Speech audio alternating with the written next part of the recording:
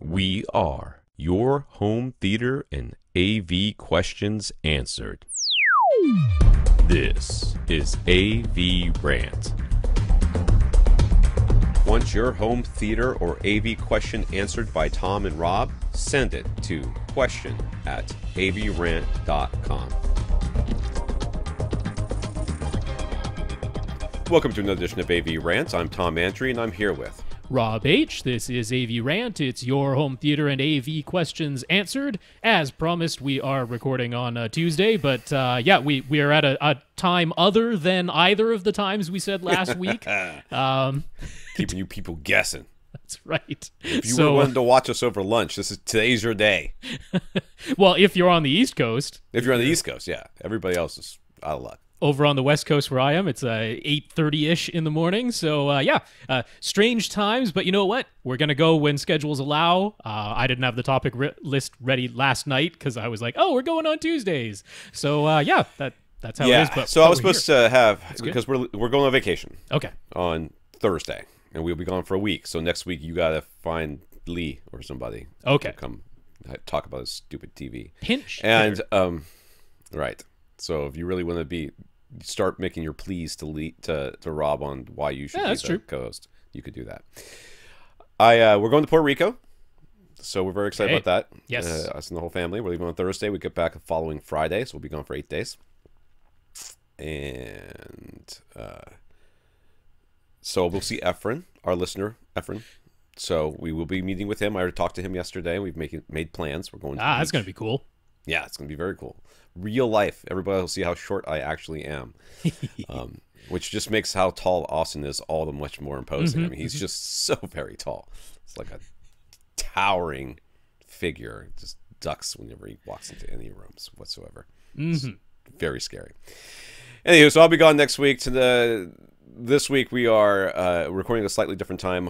I wanted to do it last night because this morning I had things to do. So, but we got them done. It's fine. Yeah. We're good. You're here. We're here. We're going to record. We're here. It's all good. We're here. If you hear if you hear this noise, this is because I have a coffee cup that makes that noise that it's spill proof. I'm going to try to remember not to make this noise. That locks it, and this unlocks it so I can drink it. The little ding lets you know. Yes. Lovely. I've been up since 5 a.m., so I'm extremely tired, and I will need that coffee to get me through this. For all the people who are like, oh, Tom's not recording it late at night anymore. He won't be tired anymore. Nope. It's just it's the way it is. No, it's just the way it is. So this is AV Rant, the podcast that answers your home theater and AV questions. To get your questions answered, all you have to do is ask by emailing us a question at avrant.com. Go to www.avrant.com. You can ask us a question there. Facebook.com/avrantpodcast. YouTube.com/avrant. You can go to email us directly, rob@avrant.com. His Twitter is @FirstReflect. I'm Tom @avrant.com. My Twitter is @avrant_Tom. Forgot it for a second. Though I have used it recently.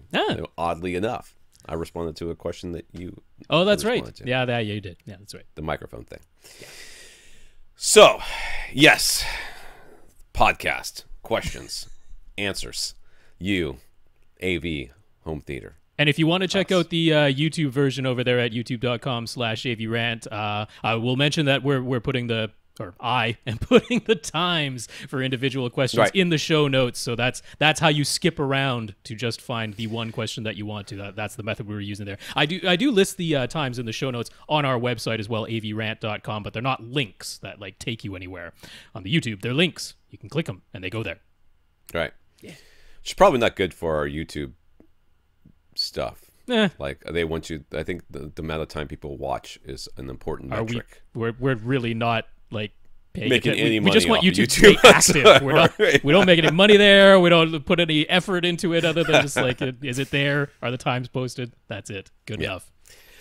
All right. We want to thank our listeners of the week. Do we have any listeners of the week? I guess we do. We got our 61 patrons over at Patreon. Patreon.com is a service where you can sign up, and the monthly donation will be taken from you and given to us. Minimum of $1, maximum of infinity. So we have 61 patrons. One of them is Niels. So we want to thank Niels for being one of our patrons, and the other 60 patrons as well. That's right. That's patreon.com/AVRantPodcast. And thanks so much to our 61 patrons. Thanks, Niels, for being one of them.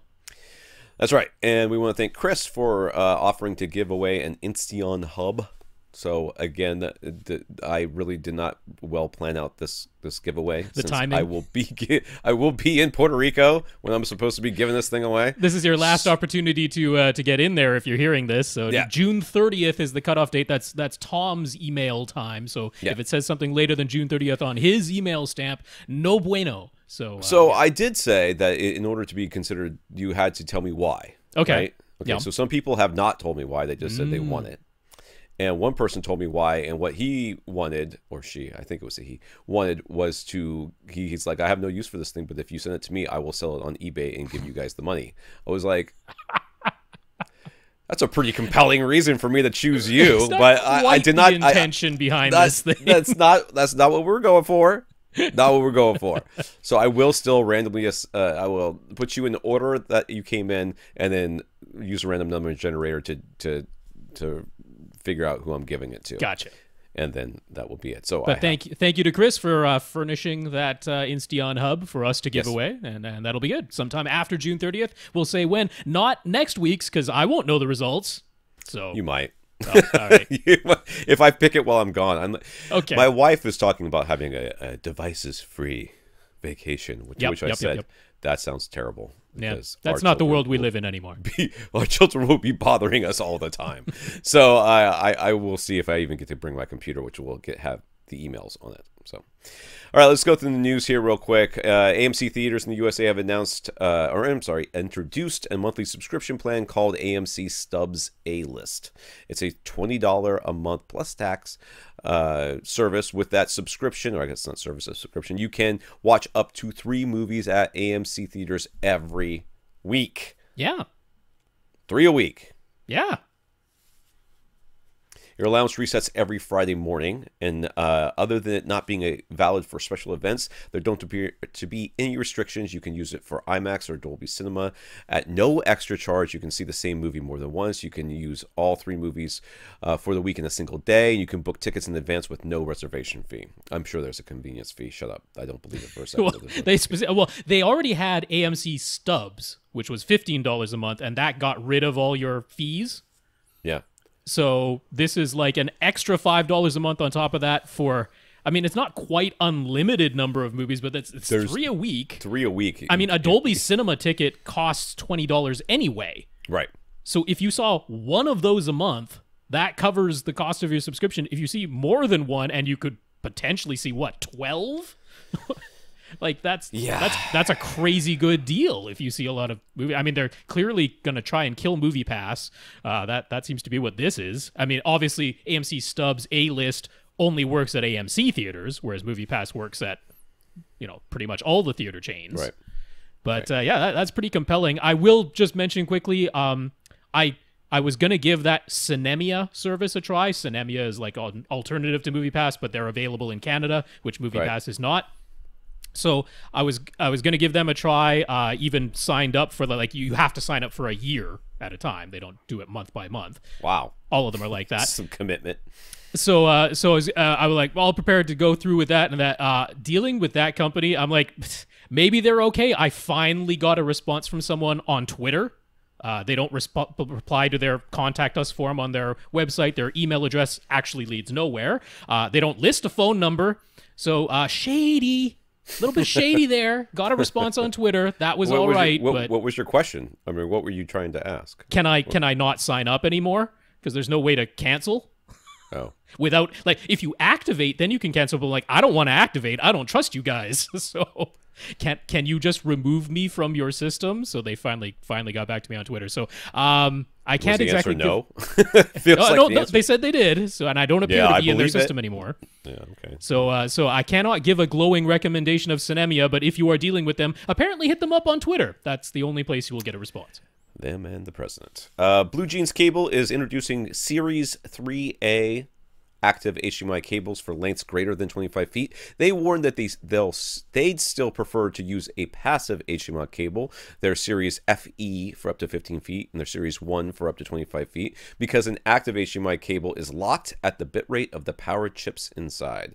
So the Series-3 is locked at 18 gigabits per second. There's no way to use them when 48 gigabits per second comes around, and there's a decent chance that a shorter passive cable will still work. But you need 18. But if you need 18 gigabits per second at 40 or 50 feet right now, the Series-3 should be showing up on their website and available to order pretty soon. So take a look at that. Yep, they showed the big shipment of boxes that have arrived now, so should be available momentarily if you want one that will for sure pass. Like when it's Blue Jeans Cable, it's gonna pass the 18 gigabits per second, which is a question we might get to later, where somebody labeled it and it didn't. So I don't remember that question. Yeah. I thought I read through all of them, but whatever. Sushmit says, thank you for discussing his new basement setup. Did he correct our pronunciation of his name? He did not. I don't know if we're getting that right or wrong. So we don't know if we're but close enough, he recognized to whom we were addressing our comments. So, yeah. Anyways, maybe just recognize the setup. And it's like, that's true. Maybe somebody's got the exact same setup as me. And he tends to go with our recommendations, whatever those were. His wife was keen on the idea of closing off the back of the home theater, so he's happy to hear the suggestion of adding a wall. Yeah. So rarely is that the case, though. I'm so happy. That's why it was worth a mention. They will look into what will be required for that renovation, including HVAC concerns, but he might end up with an enclosed, dedicated, albeit rather small space after all. So you're welcome, dude. There you go. We are enablers of good home theater. That's right. Robert G sent a link to Audyssey's explanation of their intentional mid-range compensation dip in their target frequency range, the response, which can be turned off manually with the older Audyssey Pro system or on newer models using the Audyssey Editor app. What a listener did email me a rather detailed email letting me know how to do that. Yes. And I didn't. Well, I'm sorry. My mobile wall came on Friday. The mobile wall, the business is supposed to. So I have been extremely busy. Yes. Figuring this thing out and then resetting all the routes on there and then buying stuff, and it's just. That's why I was on the DMV. I was getting a license plate for the thing. You know what the DMV people do when you tell them you have a trailer connected to a mobile wall. The trailer is very small, but the mobile wall is very big, and they look at you like, "You got a picture of that?" I'm like, "Yep, I do." And they're like, "Huh." I'm gonna have to make a phone call. I'm like, I'm just gonna settle. I'm gonna settle in over here. Yep. I'm gonna be playing Words with Friends. You let me know when you guys figure this out. Check back in tomorrow. I was surprised. I walked out of that place with a license plate. I gotta tell you, I'm surprised you're here now, as you are. I was 9 o'clock tonight. I told the lady, I said, listen, I come in here with real low expectations. I'm fully expecting you to tell me to go home and get some more stuff and bring it back. So, let's just power through this together. I was out in 35 minutes. Nicely done. It's pretty good. Tom K is slightly annoyed with us. Get in the chain, man. There's a line. You can downvote us on YouTube with that one other person. That one dude makes a point of it. Every video, 1 thumbs down. I still love that. We can't see who that is, I guess. Huh? That's not possible. I was noticing there was a whole bunch that had 0 thumbs down for a while, and that he got back on board, gave every single video a 1 thumbs down that didn't already have one. Fighting the good fight, that guy. He's gonna let the world know. Hate those guys. I assume it's me. I assume it's me he hates, and I think we should go with that assumption because you're a pretty likable dude. I assume it's got to be me that he hates. Who knows? I don't want you to have any bruised ego about. Dude, I find it humorous. I'm going to be disappointed if that person goes away. See, you're making his day. That's right. So maybe he's your mom. Maybe she's like, that is definitely not the case. That would be Rob's. Anyway, so Tom is annoyed with us. We so often say something along the lines of, some little content is played out of surround back speakers. But that hasn't been his experience. Sure, some discrete 7.1 or Atmos mixes use the surround back channel sparingly, but the up mixers both surround Dolby Surround and DTS Neural X, put quite a lot of sound into the surround backs in his experience. So we encourage anyone who can accommodate surround back speakers to add them. Yeah, okay, whatever, dude. I don't care. Yeah. I'm a bigger fan of surround backs than Tom is, so we have the really... full spectrum. We have the spectrum of 3 opinions. It really is you're an opinion. You're the meat in the Tom sandwich. There you There's go. The Tom who doesn't like him, the Tom who loves him, and you're kind of like, they're kind of all right. It's Tom bread all around. It's Tom bread.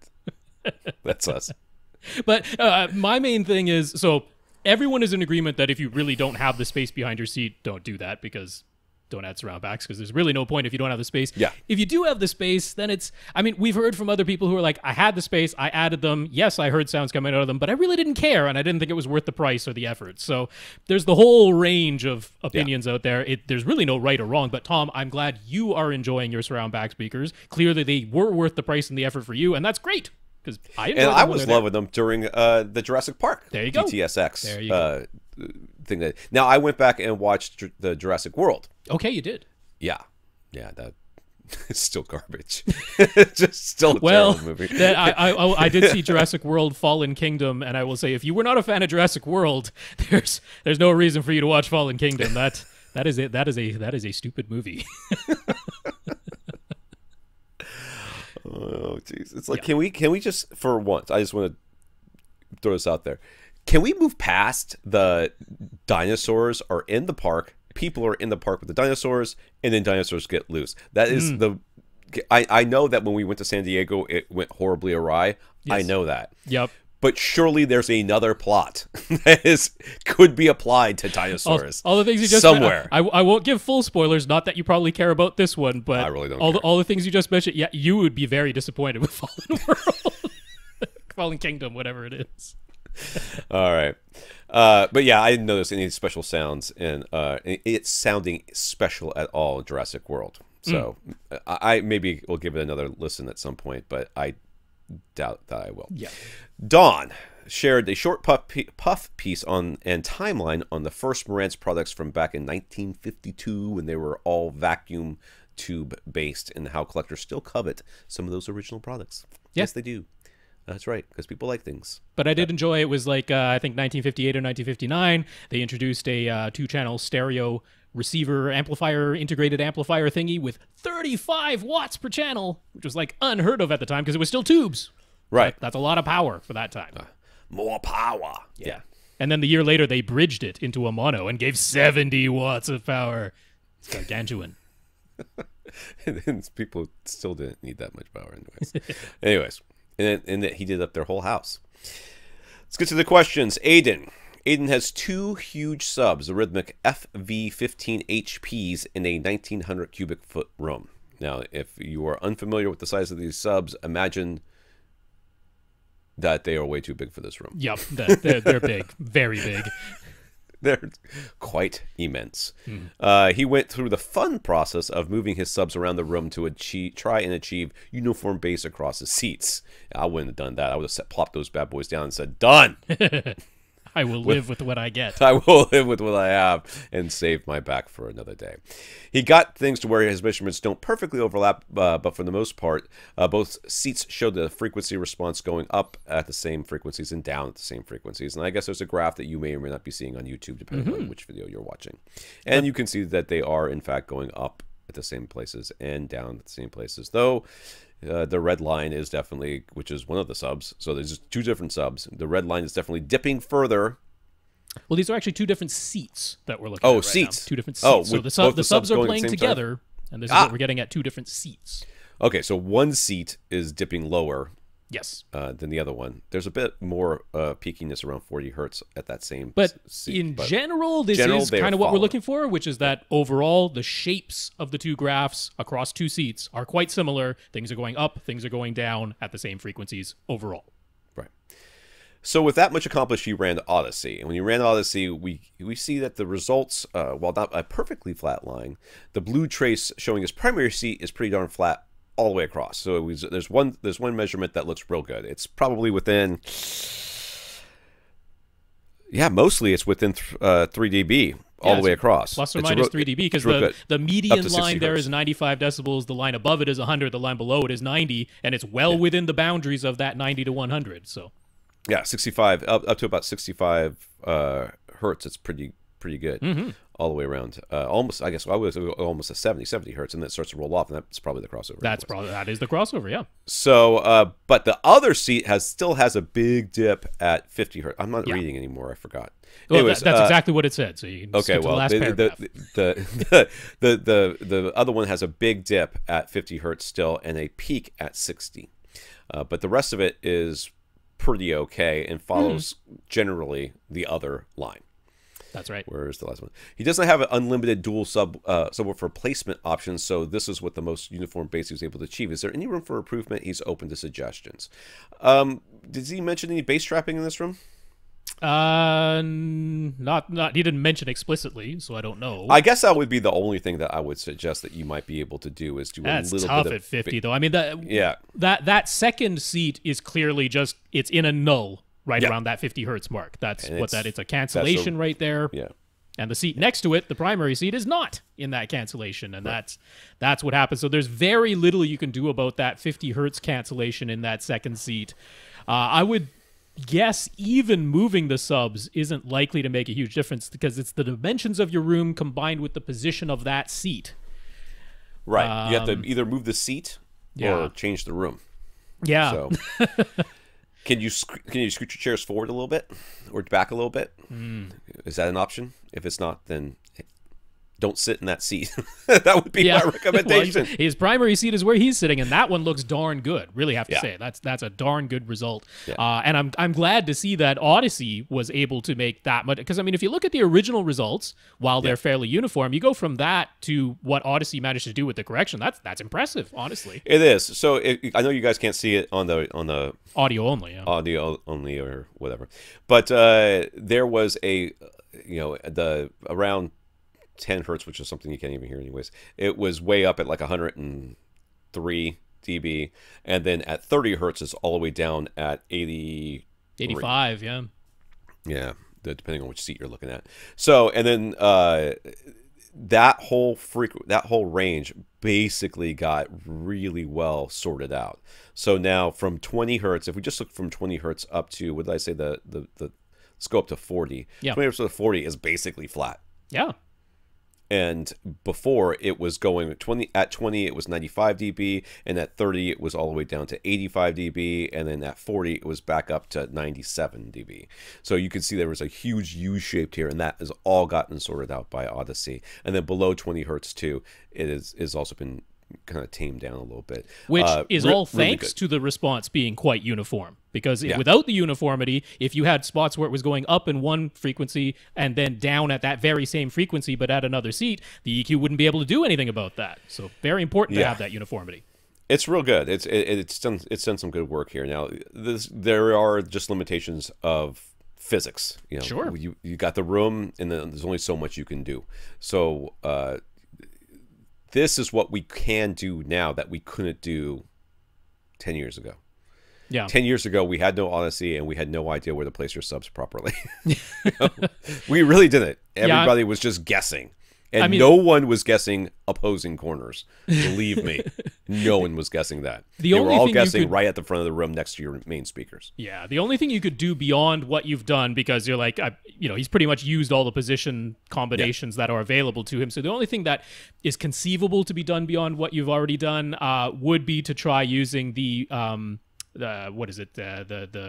Not the room mode calculator. What am I thinking of here? The multi-sub optimization software is the thing I'm trying to say. Right. The multi-sub optimization software you would have to have some kind of outboard EQ device, like a mini DSP would be the clear choice. That would allow you to have independent EQs for each sub.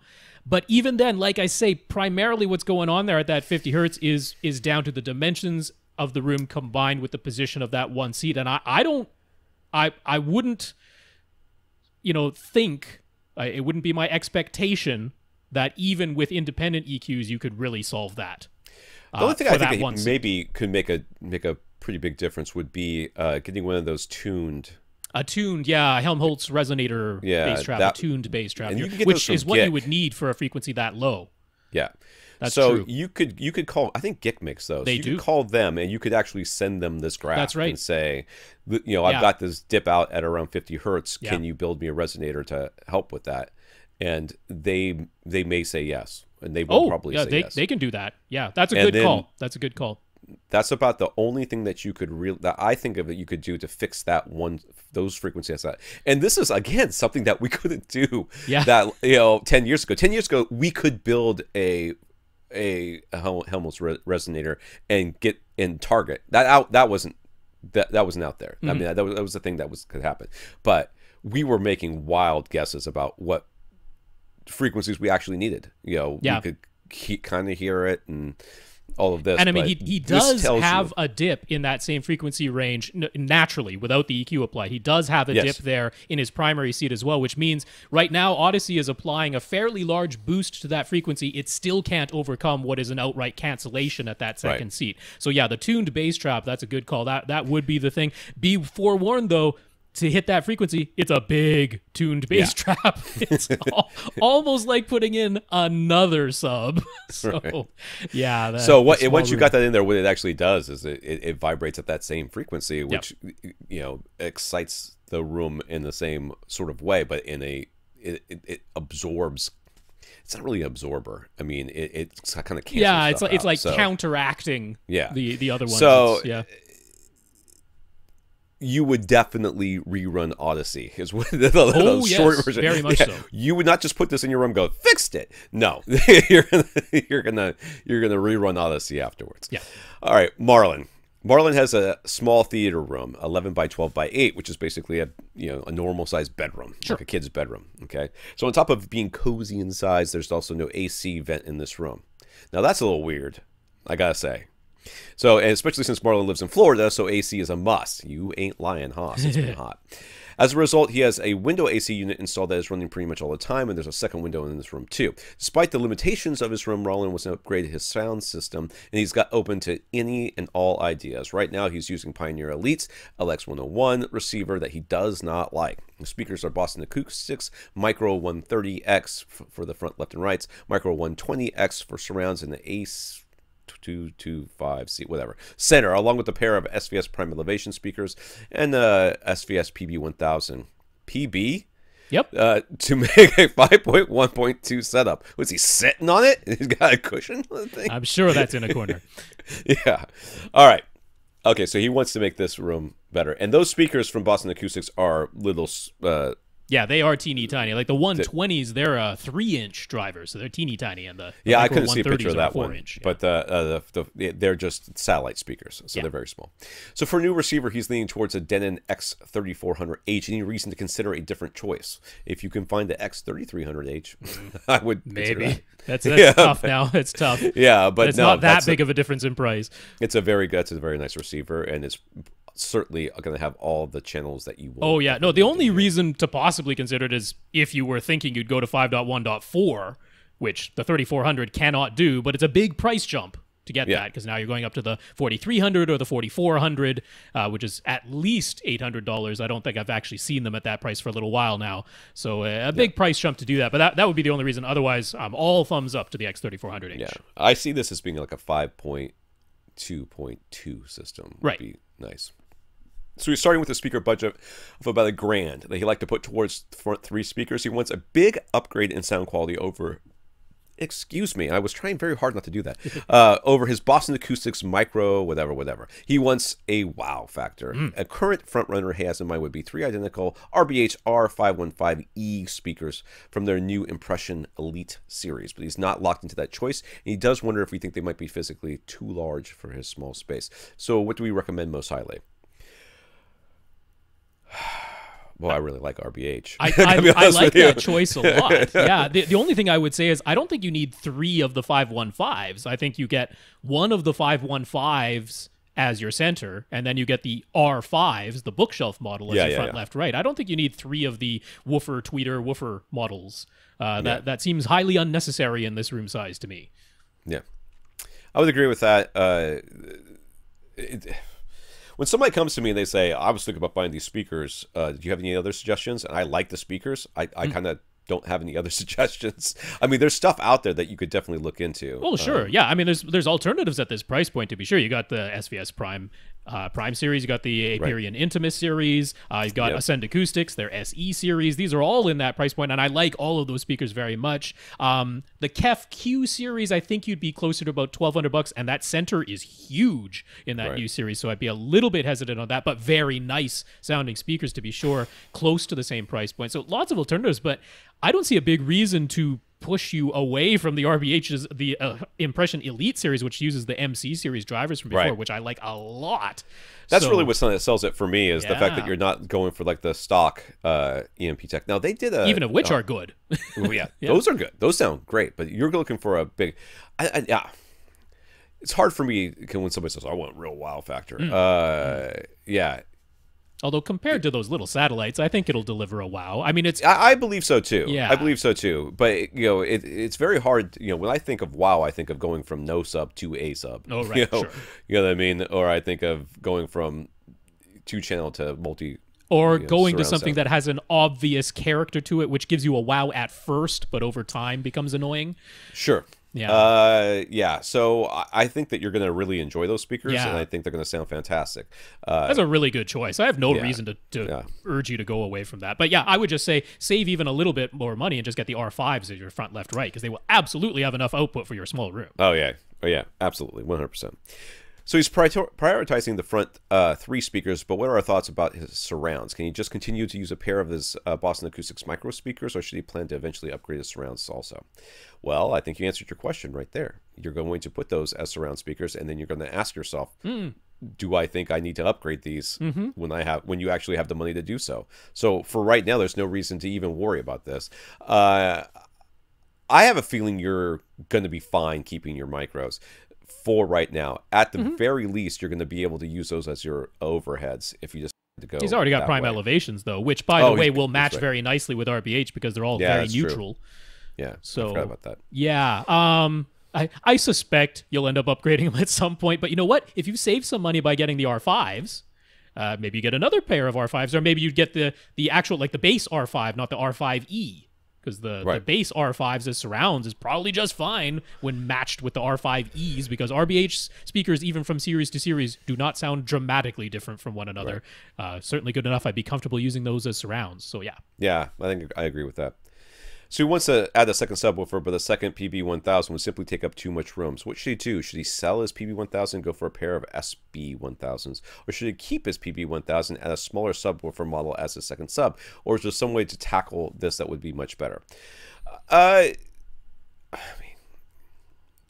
You're in such a small room. I want to tell you to sell the PB and buy 2 SBs. To be honest with you, I'm rather in favor of that if you're willing to do so. Yeah. To me, I don't really think that the PB is giving you all that much that you can't get from the SB in this room size. Yeah. In this room size, the PB ported box versus SB sealed box, the performances are slightly different. Yes. As far as how low they can hit and stuff like that. But in this room, when you're almost certainly corner loading these bad boys, I think the space savings and and the benefits of having 2 subs is just so much. It's so much better than. I mean, that's better. I think it's preferable over having 2 of the, trying to squeeze 2 of the larger subs in here. Yeah. Now, if you decide to keep, you're like, I want to keep the PB. You can't tell me to get rid of it. Fine, keep it. I don't care. And if you added the SB-1000 to it, I'd be like, yep, that's fine. You yeah, do that I think you'd be quite okay with that. Yep. My number 1 choice would be sell it and get 2 SB-1000s just for the space savings and for just aesthetic concerns. Plus, if you do need to move it around a bit to get uniform response without big dips, a lot easier to move the SBs. Yeah, well, a lot more placement options. That's right. I don't fit, the PB-1000 is not that heavy. Right. But it is, it is still physically large, which means you'll be able to put it in fewer places. That's like right. SB-1000s, you can put in more places. But if you decide that, so my first choice would be to sell the PB, get 2 SBs. My second choice would be keep the PB, get an SB. Yeah. And my third choice would be you should pick one of the first 2 choices. So I don't know how long ago he bought his PB-1000. It's never a bad idea to call SVS, because if it was like within a year, they might be like, send it back, we'll give you 2 of the SB-1000s for the difference in price. They're quite accommodating about those sorts of things. Yeah. So we're gonna hear more about SVS customer service coming up pretty soon here. And I think this is a function. Hearing about their customer service is a function of them becoming more and more popular too. Right. So, Infinite Gary. For Gary's exercise room with his pair of self-powered Dynaudio speakers, he decided to lay down a big rug to cover a good portion of his hardwood floor. The rug by itself wasn't enough to reduce the reverberation in this room to a level that Gary finds satisfying.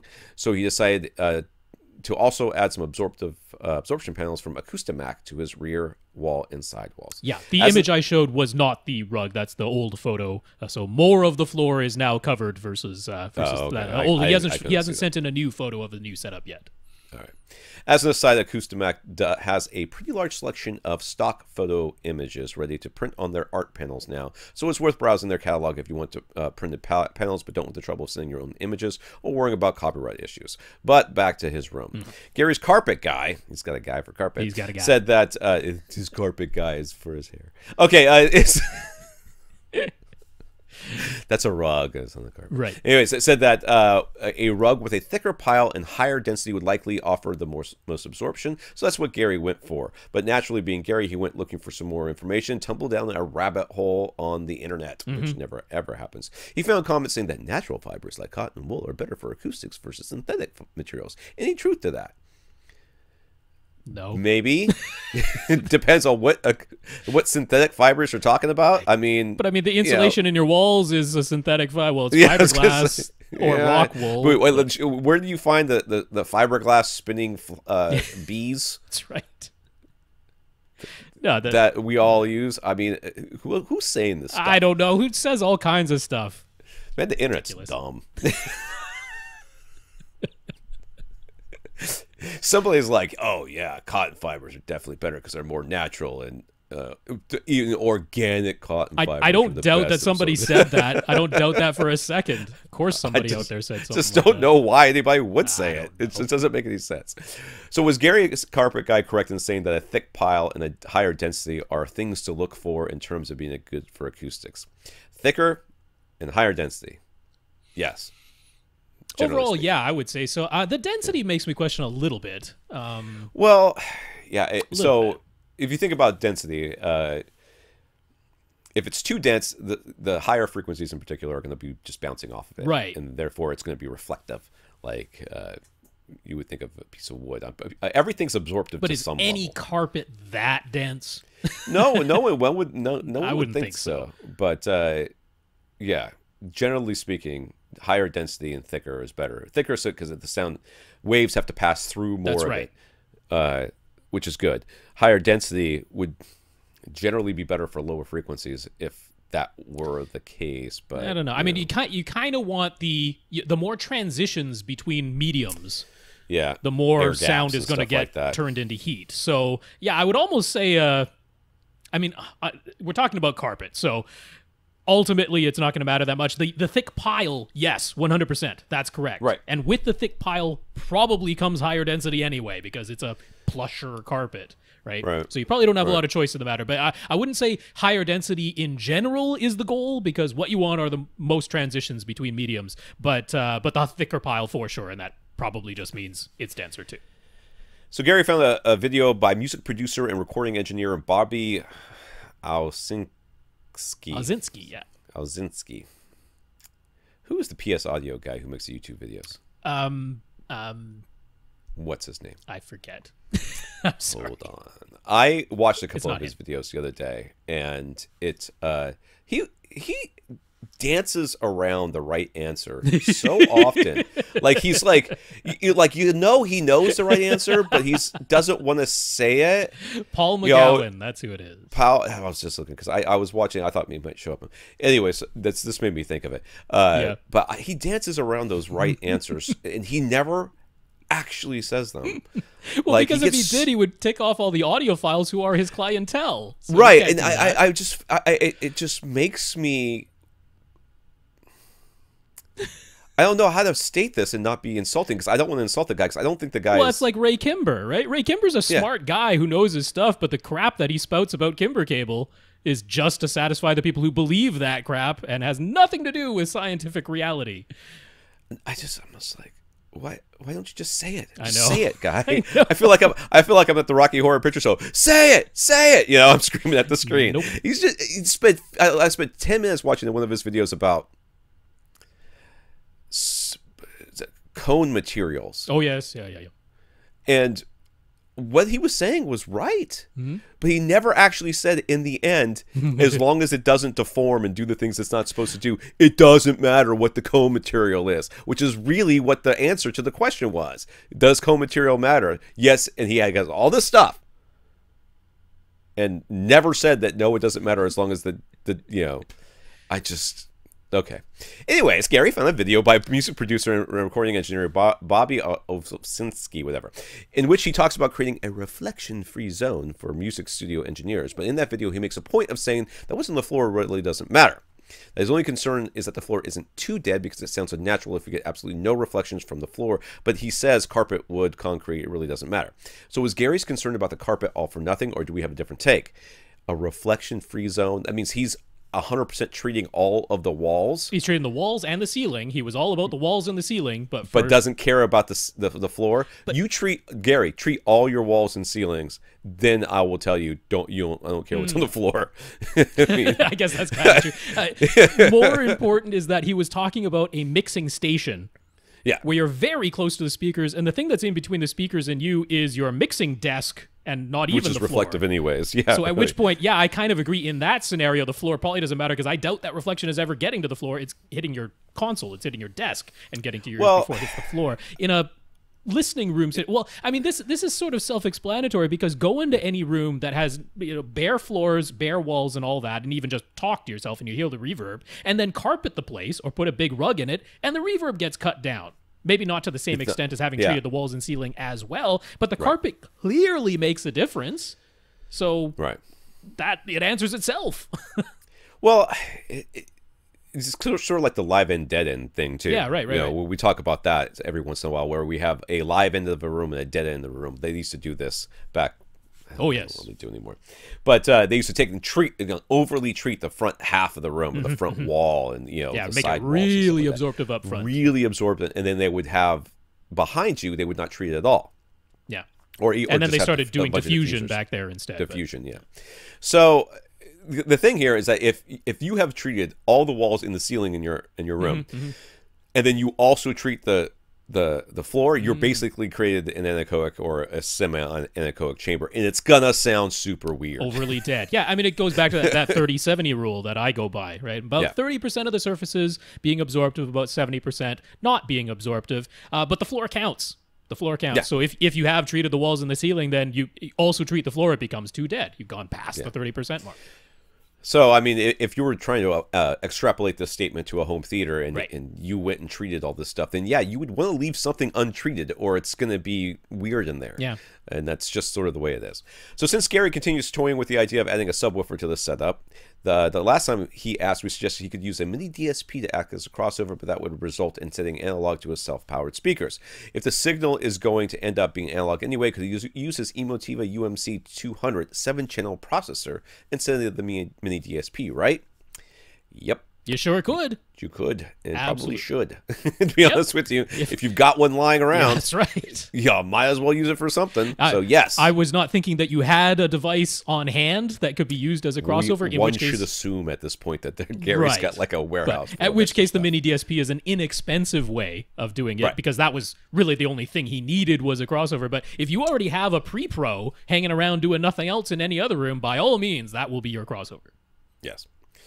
Earle bought dual SVS SB16-Ultra subs, and after enjoying them for a month and a half, one of them suffered an amp failure, and it happened on Father's Day, because of course it did. Yeah. He spoke with Ed Mullen from SVS and mentioned that he had heard about other Ultra Series and 4000 Series owners having similar amp failures. Ed and Gary Kubian have both responded to AV listeners who have had these amp failures, saying that while they've had to replace some amps and some entire units based on the total number of subs they've sold, the failure rate remains in the single digits percentage-wise. This is what I was saying earlier about you get more popular, you get more failures. Yep. It's just going to happen. You sell 15 speakers and one of them breaks. People only hear about one person who has who has a broken speaker, and then you fix it right away, and they're like, "Oh well, great customer service." You sell 15,000 speakers, and 100 of them break. Yeah. You now have 100 comments from people. That's right. And that's a tenth of what that 15-to-1 ratio was. So yes, the percentage-wise is very low, and that's good to hear. Earle says he received excellent customer service with fast response times and phone calls returned whenever SVS said they called back. So he still holds a high opinion of SVS as a company. However, after installing the replacement amp that was sent to him, there were popping sounds coming from that sub. SVS got him to try swapping the subwoofer cables to make sure it wasn't a source issue.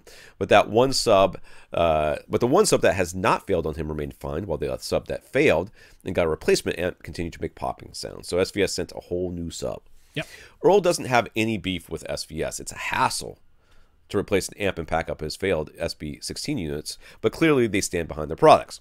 Earle has 2 dedicated outlets, one for each sub, and on our advice, he's using an APC P8V surge protector on each sub, which we said lets through the full 15 amps and doesn't do any sort of voltage regulation or power conditioning.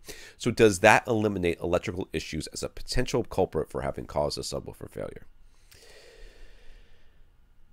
Not entirely. I mean, come on, dude. I mean, what do we don't know what's going on with your power and your Well, your I mean, it's interesting because dedicated circuit again, right? Remember the last person we were speaking to had this dedicated 20 amp circuit he had installed just for the subs. The subs are the only thing plugged into that 20 amp circuit. Here, dedicated 15 amp circuit, one for each sub, and one of them failed. I'm like, it makes me question the installation of these dedicated circuits, and not the practice of installing dedicated circuits, but the specific installation where it is so darn easy for someone to over-hammer one staple inside of the wall that that happens all the time. There's got to be a better design, frankly. It's amazing we're still doing it that way, but that is what we still do. So it doesn't explain the popping stuff. It does not. It does not. You're right. Could be any number of things there, and it could just he had a bad unit. It does happen. It's not. It's not completely out. So yeah, I mean that's the most likely thing is you did just have one bad SB16-Ultra. It sucks when you're the person who's among the very small number of people that it happens to. So it feels awful, but I don't think there's any reason to throw up the panic alarm yet. So. Yeah, and everyone who has talked about this has said SVS has definitely provided very good service, so there doesn't seem to be any issue on that. It's funny. I think it's just bad luck. SVS has been a fantastic company. I mean, if you remember, I got some units in for review. The Ultra Series speakers. I got a Prime bookshelf speakers and Ultra, and one of the Ultra Series speakers did not work. I mean, that happened to me. Yep. I did not ask them to send me another one because I didn't want to deal with it. To be honest with you. And there you go, which is also fair. I mean, I understand the hassle factor of it. It is a pain. Yeah. So it happens. It does happen. It happens to all companies. And it's just, and I've told the story many times before in this podcast, but it bears repeating. The delivery guy who dropped off a Vizio for me many years ago said, I take back more of these TVs than I take back of any other TV manufacturer. These things break all the time. I'm like, oh, wow, that's really interesting. And I started thinking about it. I'm like, yeah, but they sell like 10 times what everybody else says. So if you're not taking back 10 times as many units, you're taking back something less than 10 times as many units as you are the other ones, then you're basically taking back the same amount. Yeah, it's important to remember the echo chamber part of this as well, which is you hear about it. I mean, the thing is sometimes we ourselves have talked about the same person's one failure on multiple occasions, which makes it sound like a lot more people, but it's really one person. And you go to the forum and there's like 5 people who just won't stop talking about it in every thread where the company is mentioned. Yeah, they're the same people who go to YouTube and downvote us. You know what I mean? They press thumbs down on every one of our videos when somebody gets on the crusade and they're on it. Now, that being said, we are not above, I mean, if SVS, and I've said that before and I will stand by it, if SVS starts giving bad customer service or we see a consistent pattern of failures, we're going to say something. Yes. And we're not, I mean, it's just like, not Silver Ticket, is Elite? Is Elite the one that Elite home theater screens, We're now getting cautious. We're getting too many reports of people having problems putting those things together and also having bad customer service. Right, it's the combo, So if you have problems with the manufacturing process, which can happen, and it can ruin an entire batch, and you give good customer service, we will continue to recommend you. Yeah, but if either one of those things fails, then you are going to be on the not recommended list. For Earle himself and anyone like Earle, we do want to hear about this stuff because absolutely, we're only two guys and we're not going to buy a new whatever like every single week until we find failures. Like we rely on people letting us know.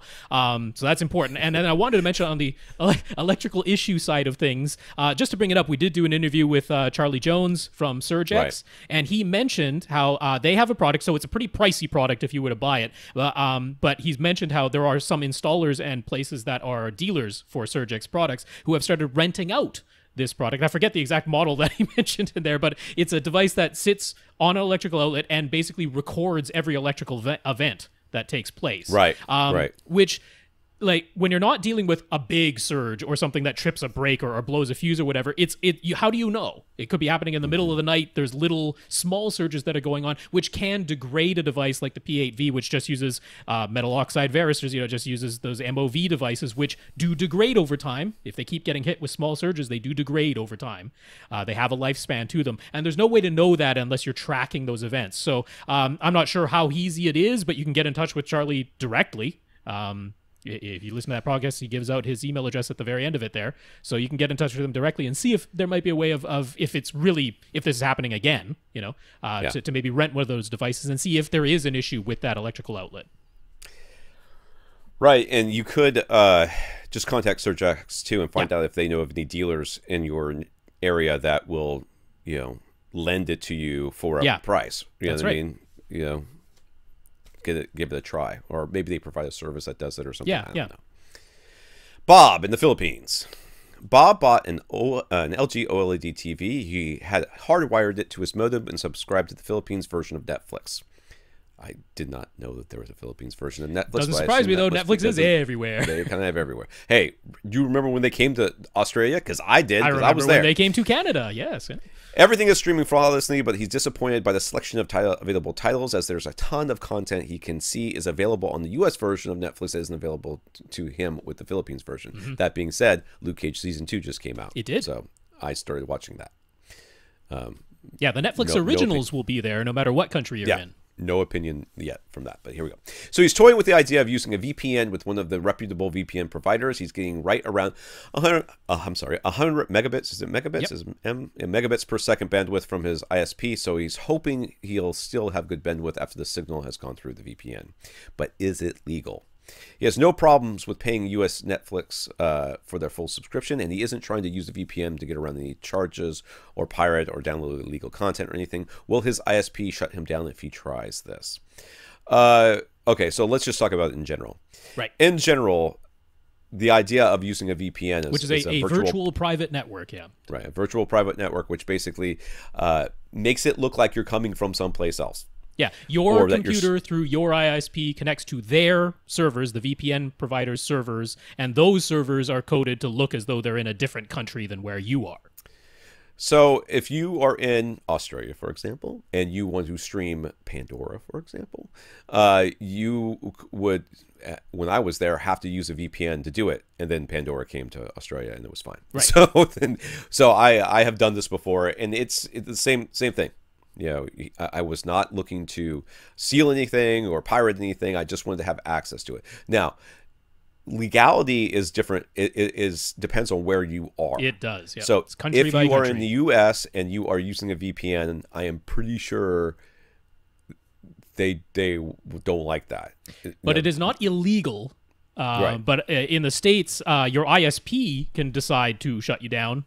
Because that's their business practice. So it's not like the government is going to come and lock you up. It's not illegal. It's not against the law. Right. But your ISP, it has the ability to say, well, we're not going to allow that on our service. You want to do it, you go to somebody else. So now, as far as signing up for Netflix, I don't know. It's been so long. I thought you had to have like a legal residence or something, or something. Yeah, a mailing address, but that's pretty easy mailing to get. Address. So you'd have to get a mailing address that's in the United States as well, which is fine. There are services that provide that. Yeah. It would. So Rob, maybe you can answer. Well, there's a site that basically are VPNs legal. you can just look up what are they 192 countries that they keep tabs on. But according to them, Okay. in the Philippines, VPNs are legal. So There you go. you're not going to get locked up for it. You're not going to get hit with a fine. Again, I don't know ISP by ISP what their policies are, though. I know in Canada here, like the guy who owns and runs Rogers Communications, which I'm with Shaw, and Shaw is owned by Rogers, like they hate VPNs. They're lobbying our government to try and make them illegal, thankfully with no luck yet. But if you're with their service, they frown upon it and they can shut you down. But then you go over to one of the other internet service providers if they do that to you. So yeah, Right. But it's legal in the Philippines as of now. It might change in the future, who knows? But as of right now, it's legal. And we can't tell you what the streaming will look like. You know, the VPN could very well throttle you back quite a bit. Yeah. Or at least suck up some of your bandwidth. I mean, you have enough bandwidth right now. It's no problem. But and there certainly are VPNs that allow through 50, 60 megabits per second. So it's not impossible to find. If you go for one of the free ones, you're probably going to get choked down to next to nothing. But that's not what he's intending to do. So yeah, should be okay. Yeah. Okay, what is with this name? It's a screen name. I don't have a real name. It's a screen name. It came from Reddit. It's a screen name. Super Ohio Brothers or Bros, whatever. SOBs. No. Oh, I guess Super Ohio Bees. Yeah, the initialism. Okay, gotcha. Super Ohio Bros was sent to us from Reddit. We assume, because he's a bro, been asking and searching all over the place, including directly on Sony's tech support, but nobody seems to know the answer to his question for sure, so now he's asking us. Way to be last resort. Yeah. No, he didn't know about us before. We're small. We are small. I was just talking to somebody today about how I was internet famous. I used to wear a t-shirt that said I'm internet famous. People say, "What are you famous for?" I'm like, you're missing the point of the t-shirt, dude. He is considering buying a Sony DN1080 receiver. It's a 7-channel model that can do Atmos and DTS:X, but he would like to use a 2.1.2 or a 3.1.2 setup, and it is not clear at all whether the DN1080 supports those configurations or not. Pioneer and Onkyo explicitly mentioned 2.1.2 and 3.1.2 as options, but some people have reported certain receivers won't do Atmos or use its Dolby Surround upmixer for anything less than the 5.1.2 configuration. Although DTS:X and DTS Neural X seem to work. Can we shed any light on this?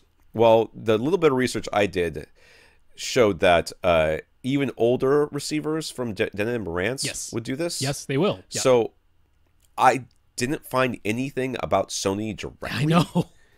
Which is irksome. Yep. So are you 100% sold on this Sony? He is not. Yeah, he's open to the possibility. Because if you're not sold on the Sony, then I would get a Denon or Marantz and then just not worry about it, because they will do it. Yes. I can't. And honestly, out of all the brands, Sony would be the one I'd be like, yeah, they're probably going to be weird about it. Like, if everybody else does it, and Sony, and we found that Sony didn't, I'd be like, yeah, well, come on, Sony. Yeah, Sony, and then maybe Pioneer, and then Pioneer is Onkyo now, so. That's true. So it's Sony and then Harman Kardon would be my second. Yeah. Would be the ones I'd be like, yeah, they're going to be weird about it. But Denon and Marantz, and they're great receivers, so I would get one of those. Yeah. So back in 2016, Dolby did introduce an addendum to Dolby Atmos, which is their Dolby Atmos 4 compact entertainment systems, which is the whole 2.1.2 or 3.1.2 option. So the Pioneers had an firmware update that gave it to them. I'm assuming it was one of the firmware updates that came to Denon and Marantz, because the very, very first ones didn't do this, but after 2016, once Dolby introduced it, they did. Over on AVS Forum, Mark Henninger did a whole experiment trying out a 2.2.2 system, primarily which he loved. Yeah, primarily for music listening, but that was with Denon and Marantz AV receivers. I temporarily configured my own SR7010 from Marantz, which is a little bit older model, and it totally worked. 2.1.2 and 3.1.2 absolutely worked. Atmos still came up as Atmos. Dolby Surround Upmixer still upmixed into the front heights, which were the only ones remaining in that setup. So, yeah, get a Denon or Marantz. Those are the ones we'd recommend anyway, and it does the thing you want to do, and it's probably cheaper if you get it from Accessories for Less. Sony doesn't go through Accessories for Less, so yeah. There you go.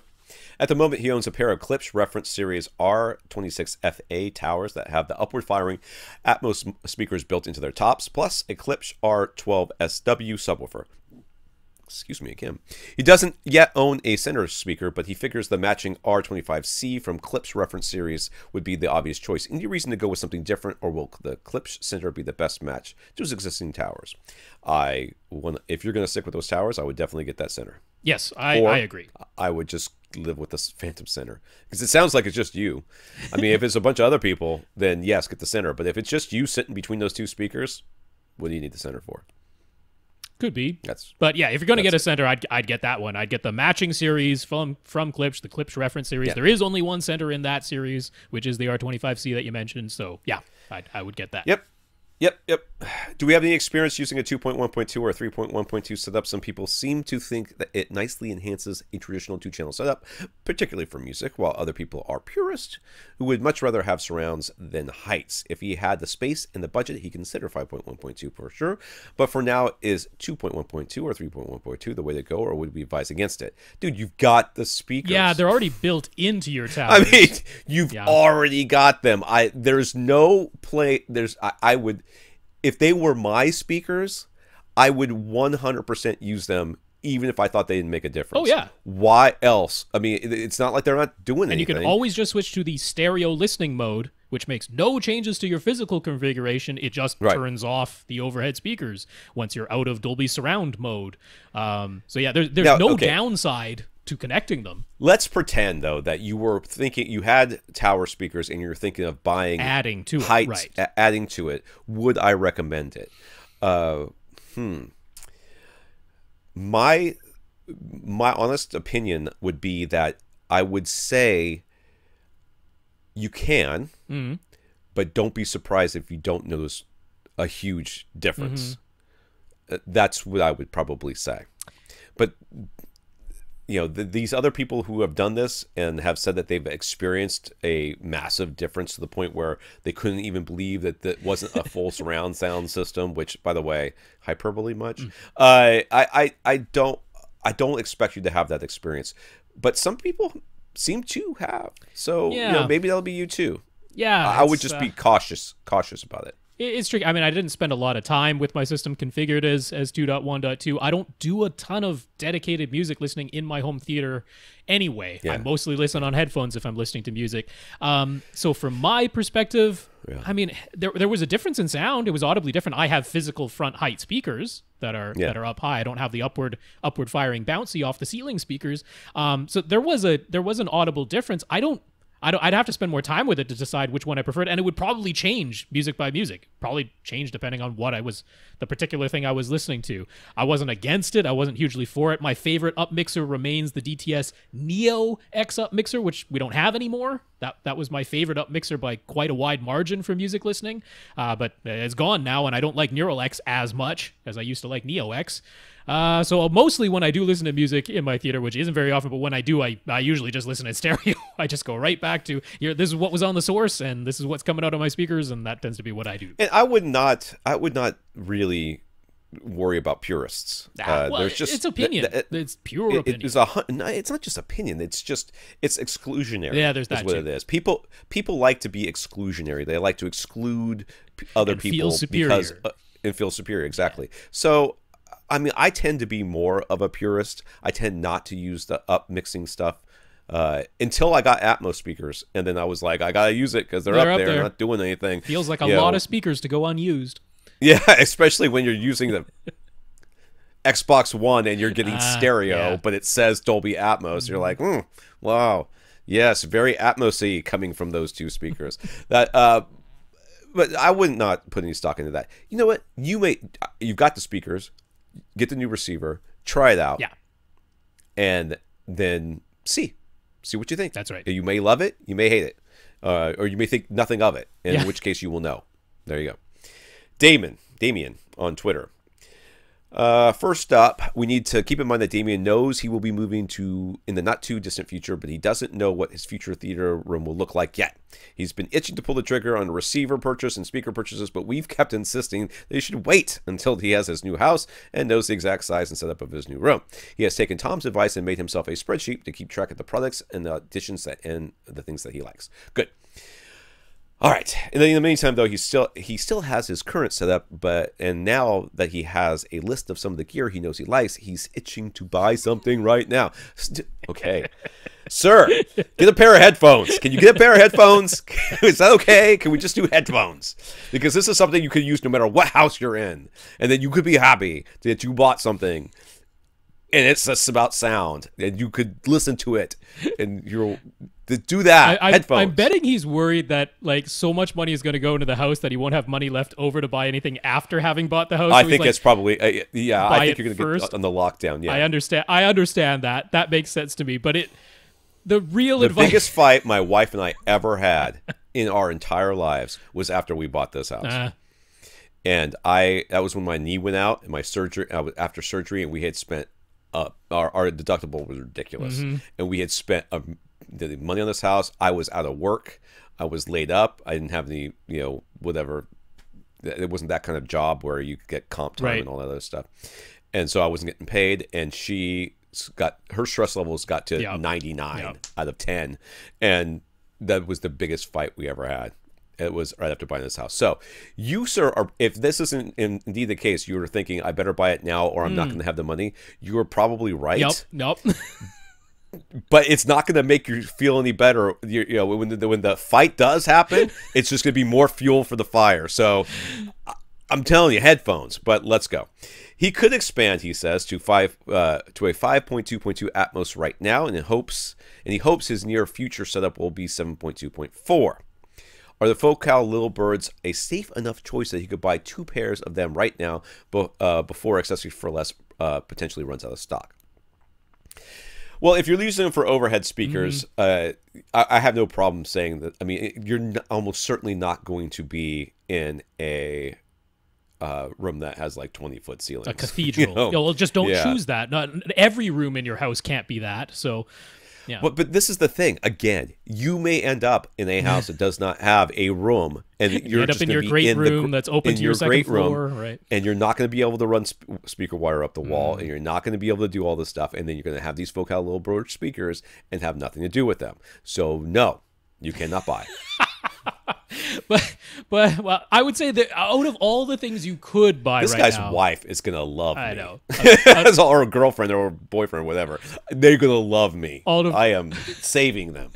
Out of all the things you could buy, this one is pretty safe in my opinion. It's pretty safe. I'm telling you, I think it's safe too. Yeah, but it's not 100%. The chances of Little Birds not working as your Atmos speakers is very low. You can't guarantee it, but... I won't say very low. I would say, I mean, it all depends on what's the importance that is being placed on this home theater. It's like number 1 or 2 on your list, surely. But for your partner, what are they worried about? Are they like... Because my wife, when we went in looking for houses, the first question we always ask is, where's the home theater going to go? Because that at the time I was still working for Audyholics, and it was part of the job, and I was like, I'm not buying another house that doesn't have a home theater in it. Or at least a home theater space. And I was considering houses that had tile floors and that the home theater would have been next to the kitchen, and you have to right next to the sliding glass doors. I was considering spaces like that because the house. Other things about the house were very good. Of course. The kitchen was amazing. The neighborhood was good. It was close to my wife's work. That sort of thing. I ended up getting lucky in finding this house, but you may not. Right. And you may end up finding a house that you're like, okay, all the rest of the stuff is so good, we have to buy it and we'll just make the home theater work. Right. In which case, you may end up with a box of little birds that your wife is going to throw at your face.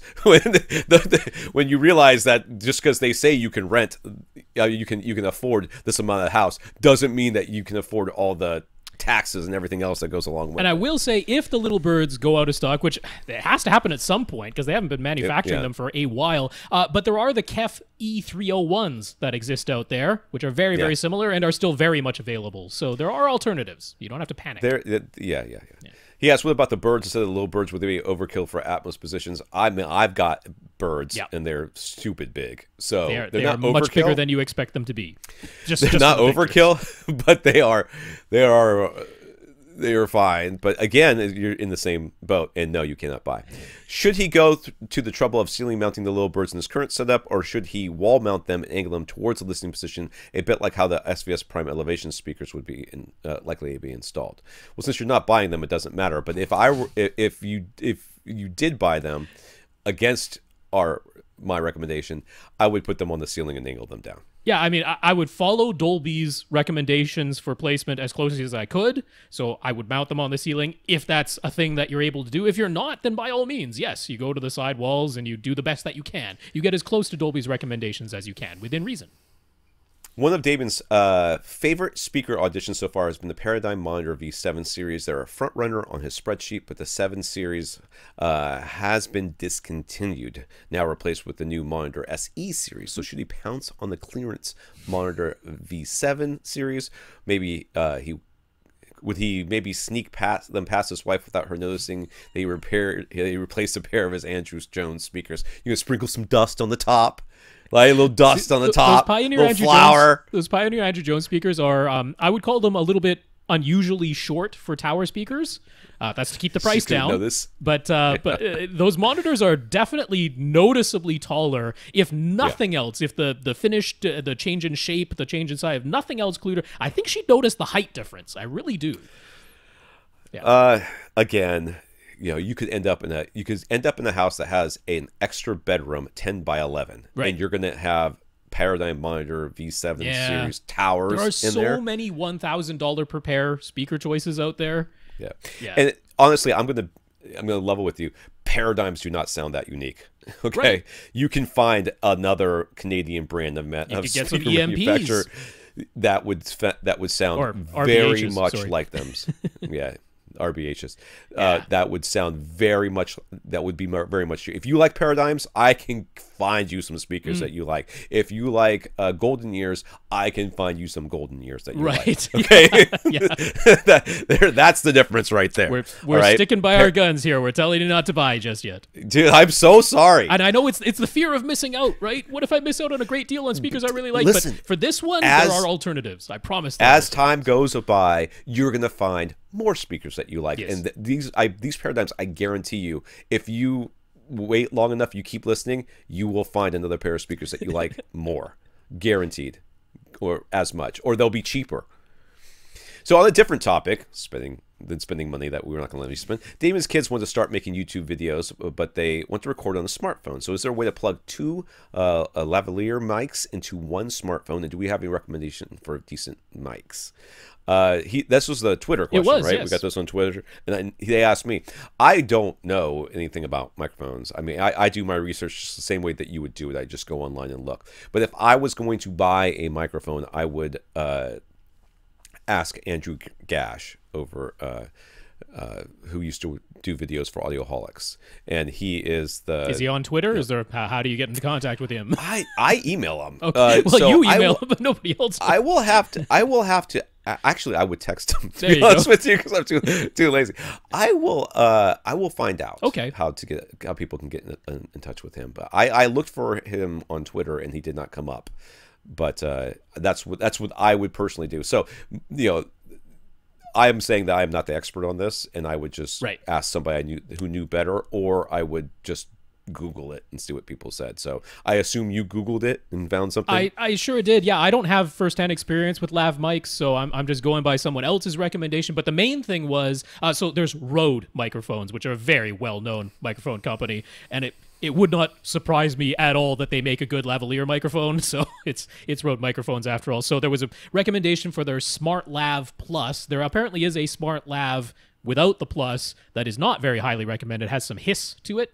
Get a lot of S sounds from it, but apparently the Smart Lav Plus is quite good from Rode, but that's just somebody else's recommendation. But the main reason I came upon it is that they have a little device called the SC6, which is exactly for what you want to do, which is plugging in two microphones to one input on a smartphone. That's precisely what it's for. So you can use, of course, their own Rode Smart Lav Plus little lavalier microphones, plug two of those into the SC6. The SC6 is only $20. So you really can't go wrong with that, even if you don't go with the Lav Plus mics, Smart Lav Plus from Rode, which go for about $60. So all in, you're looking at under $150 for the 2 mics and the little device to let you plug in 2 of them to one smartphone. Not too bad. Pretty decent. And that'd be a nice way to start this thing off. But I'll tell you that most of the YouTubers that I know of that make higher quality videos, they use DSLRs and a shotgun mic on top. Yeah. That's just pointed. So there's like this little kind of carry harness thing, which the DSLR sits in, and then the microphone points straight forward, and then of course you're in front of the microphone anyways. 2 people can be in front of that mic. It's not that limited in its scope. That's quite a bit more money than the smartphone you already have, and under $150 for these mics. So I'm just saying that would eventually be where you would end up, more than likely. I mean, the next step after that is a crew of people to hold microphones and stuff. But there is what you're talking about here, which I think is fine. There's nothing wrong with that. Then there's the DSLR or similar with a shotgun mic on top, and then there's the crew. Those seem to be the 3 steps that people go through with these things. I'm not a huge fan of the idea of lapel mics for this sort of application. Mostly it depends on what they're doing. Right. Now, if they are, if they're going to be outside or whatever, these things can pick up a lot of noise, and wind in particular can be a problem. So there's that to consider. If they are going to be sitting inside where they can sit in front of a mic and or close, it's like 2 people. Maybe they're like gaming on a couch. If they're gaming, I don't see any reason why they need to. But if it sounds like it's going to be video, not of them playing video games, but of them, in which case, depending on their situation, you may want to do a little research as far as what they're planning on doing. If they're going to be really active and moving around, those mics are going to pick up all that movement. So another thing to consider. Kris on Twitter. Since we commented on Kris's purple wall behind his TV, he shared that it was a design committee choice, but he shines a bias light on it so it looks kind of cool at night. All right, so if you remember, this is a TV above the TV above the fireplace, which is a weirdly inset sort of fireplace. It's very odd. And then, but there's a purple something behind it, and we were like, what is this purple thing? So he has the ability to change the color of his bias light, though. So could that have any impact on the look of his wall? He was considering doing one of those setups where the color of the bias light changes depending on what is being shown on the screen, but how might that look when it's shined on a purple wall? Have you ever shined like a green light on a red wall, or a blue light on a red wall? Because when you shine a blue light on a red wall, you get like a green light. So blue on red, you'd end up with it would be kind of greenish. That's greenish. Yeah. So yellow and red, you're going to get sort of an orangey color. So if you're trying to match what's coming out from behind from the TV, you got to change that purple to white. There's that, but so this actually brings up an interesting thing, because back when the Philips Ambilight system first came out, it was entirely different in Japan. Well, it wasn't functionally. You could have done this in the States, but in the States, they just wanted it to be a disco ball, and that's all you got out of it. Whereas in Japan, they're like, the whole point of it was they gave you a color chart that you would hold up next to your wall. You'd find the thing on the chart that most closely matched the color of your wall, and then you would punch in a code that was on that chart, and the Ambilight would change to the color which, when shined on your wall color, would result in the thing closest to a neutral white. So the way that you work it out is like, let's say you have a blue wall. If you took the point of blue on the chart within the triangle and you drew a line from that blue through the white point in the middle, then wherever it hit that same thing on the opposite side, so like in the case of blue, the opposite side would be somewhere in the yellow range. So you shine a yellow light on a blue wall and you get white. Or you shine cyan on a red wall and you get white. So that would be interesting. You would turn your bias light and it would turn the purple wall behind you white. Yeah, which would be the theory. I mentioned to Kris on Twitter, and he's like, "Oh, I can try green, because green would be the opposite of. I mean, his wall isn't actually violet; it's magenta. It's a shade of magenta. So you would shine a green light onto a magenta wall, and that should give you white. So he's like, "Oh, I can try that." He's like, "The wall looks like grayish white." He's like, "It's kind of freaky." He's like, "I know it's purple, but it looks grayish white to my eyes." I'm like, that's what happens, because your wall, when it is magenta like that, it means it's reflecting blue and red light but absorbing green light. That's why it looks magenta. So if you shine white light onto it, you get the blue and the red being reflected back. It absorbs the green and it looks magenta. It looks purple to you. But if you shine just green light onto it, then it's still reflecting the other blue and red light that's from other sources in the room, but there's an excess of green light now reflecting off of that wall, which normally it's absorbed, but it can't absorb it all. So the green light, the excess now is being reflected, combining with the red and the blue that's coming from elsewhere in your room, and it creates grayish white. So it's an interesting thing that you can do. I wouldn't try the disco ball thing. It's not going to work. Yeah. No. Yeah. So, yeah, I didn't think about that. That's a really good idea. I had not considered that. I just knew that, obviously shining any color on it, based on what was on the screen, was not going to work. You get a different color to your eye. Yeah. Dave on Twitter. Dave would like to upgrade his Windows 7 Media Center computer, which is also acting as his Plex server, and he'd like to have the latest video and audio support. So which graphics card would we recommend? Well, apparently graphics cards are like white elephants. They're very rare to find in the wild. Apparently the situation's gotten a little bit better as in recent times. Yeah. So I didn't see this question when I was looking through here, so I have no idea. Yeah, if you want the latest support, including being able to, say, stream 4K Netflix, which up until quite recently really required you to only use Intel's built-in graphics.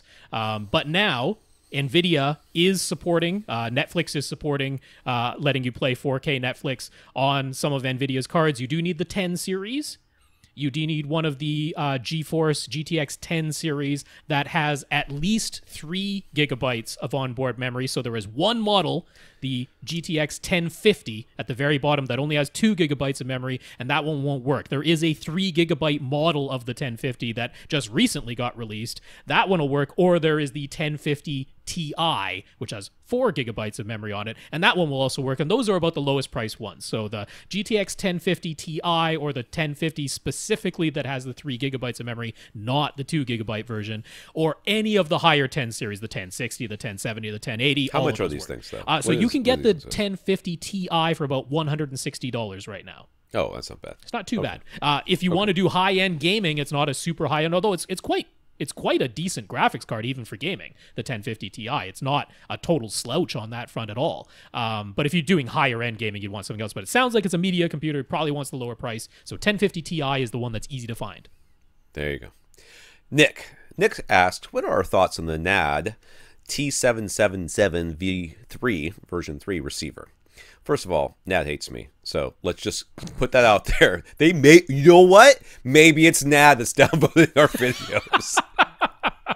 Well, I wrote one article about NAD's receivers, and it's going to come back up in this thing right here. One article, they got so mad at me. Okay, so it's $2,500 price tag puts it in line with the most expensive Denon and Marantz receiver models, or with Emotiva's XMC1 processor. But what sets the NAD T777 apart and caught Nick's attention is that it includes DRAC Live LE, with the option to pay to full DRAC Live, which, by the way, on their website, it doesn't look like it's LE, so I don't know where... Yeah, it's in the small print. It is mentioned they just say it has DRAC Live. They just say it just has DRAC Live, I know. Yeah, which is not the same as LE. And while the T777 comes with 7 amplifiers built in, who would have guessed, it can be expanded to 7.2.4 using 4 external amps. It also has NAD's modular design construction so that the video and audio processing boards can be replaced in the future to support new formats or specs. And that's what I got in trouble for, because I said that in that preview article, whatever it was, I was looking at their receiver. I was like, that modular stuff never works. No, they never support it, blah, blah, blah. That was years ago. They're still supporting it. So clearly I was wrong. Well, but at the same time, using it, how well it's actually supported in terms of how many upgrade boards have they actually released? They've released at least one. They have to, otherwise they'll get sued. But yeah, it's not like they're coming out with boards all the time. Oh, no. And the main thing is, the central processor of the thing does not get upgraded. Right. And that's an issue when you start trying to do way more speakers, very advanced video processing. It's like that it doesn't work. The modular thing, you are not future-proof. You're never future-proof. Well, that's what their argument is that this is a future. You buy this receiver and then you would just upgrade these boards. And that's what happened with when Onkyo tried to do that many moons ago, is HDMI came out with all this other stuff, and they were like, we could put HDMI in here. Blup. Like, yeah, but... The central processor, that is the thing that... Yeah. It holds you back. So, Nick asks, should he go for it? Or should he continue to hope that Denon's 13-channel X8500H will actually be useful and that its extra speakers beyond 7.2.4 won't just sit there silent almost all of the time? He wants to do 7.2.4 at a like minimum. X40. At a minimum. Oh, at a minimum. So he's hoping he can do 9.2.4, but he's worried those front wides are going to be useless. And he's saying that the NAD won't be useless? Is it? Well, no, it's just be 7.2.4. That's where that thing would max out. Right. Yeah. I'm in risking having more people at the NAD Corporation download our videos. I'm still not on board with the modular design. Me neither. I'm sorry. Well, mainly because it's been done before, and not only by NAD, other companies have done it too, and it never Onkyo, Tegra. It never works. It never does what you're hoping it will do, which is allow you to keep the thing for many years beyond where you would normally upgrade. You always end up just upgrading when you normally would have anyway. Think about your computer, man. I mean, your computer is modular. Sure is. Most computers are modular design. How many of us on the regular go, you know what? I know this computer's slowing down, so I'm going to go get another graphics card. Right. Or I'm going to go get whatever. You're like, no, you're going to replace the CPU, which is basically the whole thing, so you might as well just get a whole new computer. Right. I mean, and that's what ends up happening here, too. It's just cheaper. This is really about Dirac. That's really the difference here. Right? Right. It's whether Dirac is worth this extra money. I mean, honestly, I will give NAD credit in that when they list their specs, they're usually very accurate about the specs that they list. They don't lead people astray with the specs of their amplifiers or something like that. I was kind of shocked at how not great the signal-to-noise ratio was. Now, most other receiver manufacturers don't list their signal-to-noise ratio, so I don't know how it stacks up, but I was like, 92 dB signal-to-noise ratio at full rated power? I'm like, that's not great. That means there's quite a bit of hiss going on in that thing when it's just sitting idle. So I was a little bit surprised at that as far as the amps that are built in, although full set of pre-outs, so you could always get around that. But this is mostly about Dirac. So you could get the 8-in, 8-out mini DSP that has Dirac Live, the full version of Dirac Live for that price. It's $1,000. But if you were going to be limited to 7.2.4 anyway, you combine that with the $900 X4400 from Denon, and for well less than $2,500, you now have a 7.2.4 system with Dirac. Granted, it's not Dirac for your 4 overhead Atmos speakers. Guess how much I care about that? Yeah, less than 0. So you could use Dirac then on your 7.1, or, you could have multiple subs, but it's all into one channel. So your 7.1 primary system is all Dirac handled at that point. If you really don't think Audyssey Multi-QXT with the editor app can do the job, XT32, if you really don't think that's as good as Dirac, you can do this with an outboard unit for well less than $2,500. So that's what I would do. Yeah, and honestly, it's like I'm a little confused by his question, because he says, it's all about the Dirac. And he's thinking he can upgrade to HDMI 2.1 at some point, but I'm like, maybe. And I bet you it's going to cost money. It's not going to be free. Right, and you already spent $2,500. What I'm saying is, you could buy, and you're right. If it's not about Dirac, if there's something else going on here, the modular design attracts you or whatever. But if you just look at the price tag, you could literally buy 2 accessories for less receivers. You buy one now, this price. And you buy another one in the future, and you still haven't spent $2,500. That's right. It's a modular design. It's one module, then you throw it away, and you buy a different module. They're just in the shape of a receiver. Big module. They're big module. And instead of plugging them into another box, you plug them into a wall. That's right. That's it. Yeah. So you'll get your HDMI 2.1 I have a hard time justifying that. Well, that's kind of where I feel like these things end up being a cash grab for the company. And God, NAD, I'm sorry, but it's like we can charge more because of our modular design, because you'll receive it'll save you money over keep time. Our receivers for a life, but I don't know that how much money you actually save over time.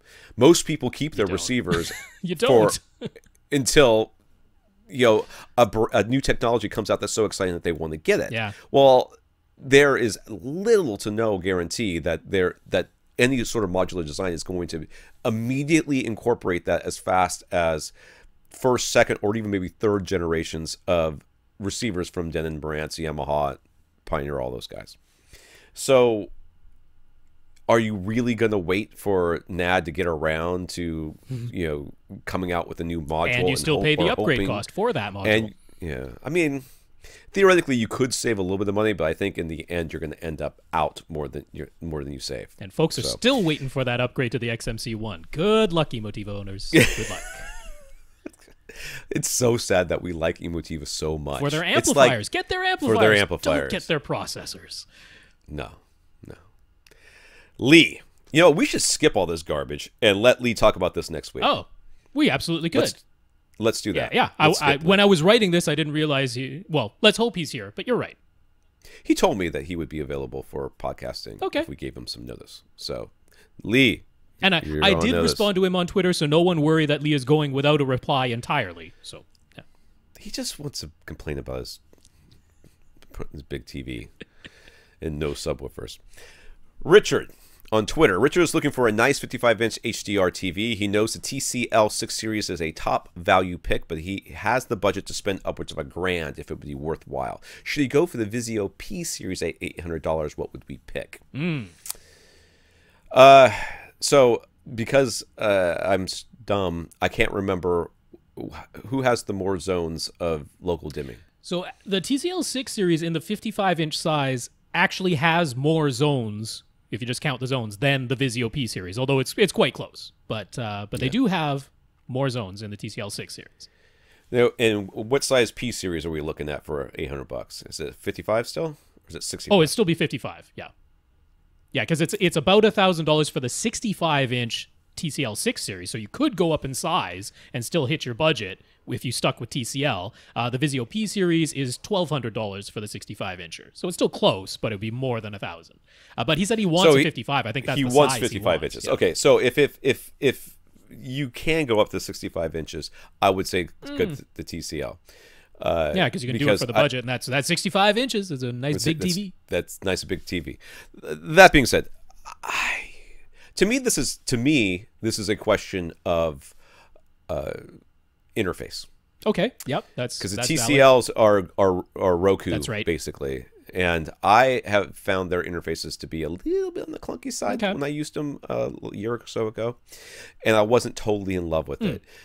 That being said, I think this is. I would probably still, if it were me, I would probably still buy the TCL for the lower price. Yeah, so I'm going by early reviews of the Vizio P series because I haven't evaluated one for myself or anything like that. But they were saying even with the slightly lower count of local dimming zones, there's more to local dimming than just the pure count of LED zones, which is, the whole algorithm of how does the LCD panel respond to the whole thing and all that. So the early reviews of the Vizio P series are that they have a very nice looking local dimming algorithm on it that in real world practice delivered darker black levels and higher contrast than the TCL.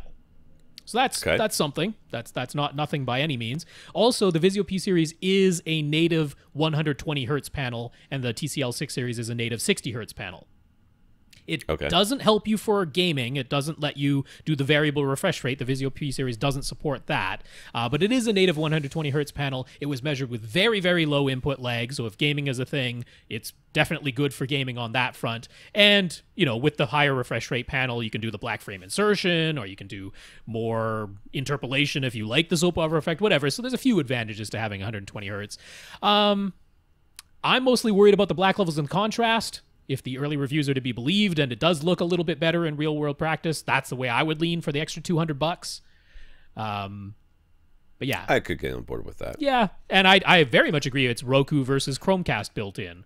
Which one do you prefer? So, God, I can't give you a hard and fast answer. Which one would I pick? I would pick the Vizio P series. Tom would probably pick the TCL because it is $200. $200 isn't nothing. It also depends a lot on your